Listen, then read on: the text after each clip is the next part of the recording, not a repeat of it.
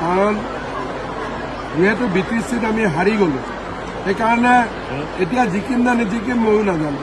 সেইকাৰণে মোৰ ইমান উৎসাহ নাই। বিধানসভা সমষ্টিত এবাৰ আপোনাৰ তিনিজনকৈ শক্তিশালী প্ৰাৰ্থী প্ৰাৰ্থীবিলাকে জানিব তেওঁলোকে সাহস ক'ৰ পৰা পাইছে। মোৰ কিন্তু ইমান সাহস নাই।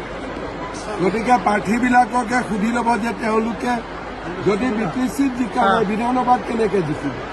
তুমি করে দাও। গতিকে ক'ৰ পৰা সাহস পাইছেতো তেওঁলোকে জানিব। মই ক'লো নাই, মই হিচাপতে এতিয়ালৈকে ৰাখিব পৰা নাই। যদি বি টি চিত জিকিলো তেতিয়াহ'লে ইয়াত 10জন কেণ্ডিডেট হ'লহেঁতেন। এতিয়া বি টি চিত আমি গোটেইকেইটা চিটতে ইয়াত হাৰিছোঁ। গতিকে এতিয়া নেতাটো নেতা হ'ব, পাব্লিক আছেনে নাই লগত? বিনা পাব্লিক নেতা হয় নেকি? গতিকে প্ৰথম কাম হ'ল পাব্লিকক ঘূৰাই আনা। নেতাটোতো হৈয়ে থাকিব পাৰে বহুত মানুহ। কোন দিয়া বহুত জেগা গুৱাহাটীলৈ বিশেষ মই চিন্তা কৰা নাই এতিয়া। কিহৰ কাৰণে বি টি চি ইলেকশ্যনত আমাৰ ৰিজাল্টটো ভাল হোৱা নাই, সেইকাৰণে বহুত বেছি আমি উৎসাহী নহয়। আমাৰ মিত্ৰ দল আছে, আলোচনা কৰি যিকেইটাত পাৰোঁ সেইকেইটাত আমি কণ্টেষ্ট কৰোঁ। মই ক'লো নে মই ইমান বস্তুটোক লৈ এটা হয় নহয় যে কিবা এটা বস্তুক লৈ উৎসাহী হৈ থাকিব লাগে। যদি বি টি চিত জিকিলোহেঁতেন মই উৎসাহী হৈ থাকিলোহেঁতেন।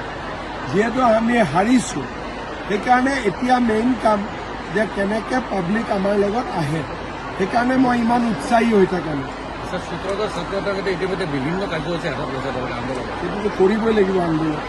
নিজৰ দাবী থাকিলেতো আন্দোলন কৰিব।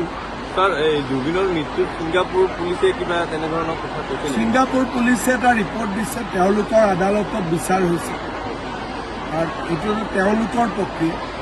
আমাৰটো বেলেগ, তেওঁলোকৰটো বেলেগ।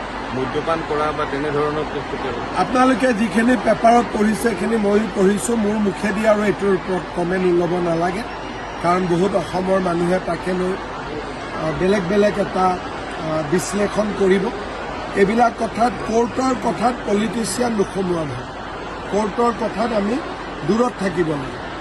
ছাৰ, বড়ো সাহিত্যই বিচাৰিছে যে বি টি চিটো উচ্ছেদ অভিযান হ'ব লাগে।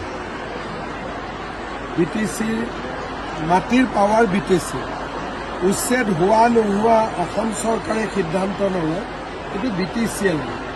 আমাৰ ইয়াত পাৱাৰ নাই, আমাৰ পাৱাৰ বি টি চিৰ বাহিৰত।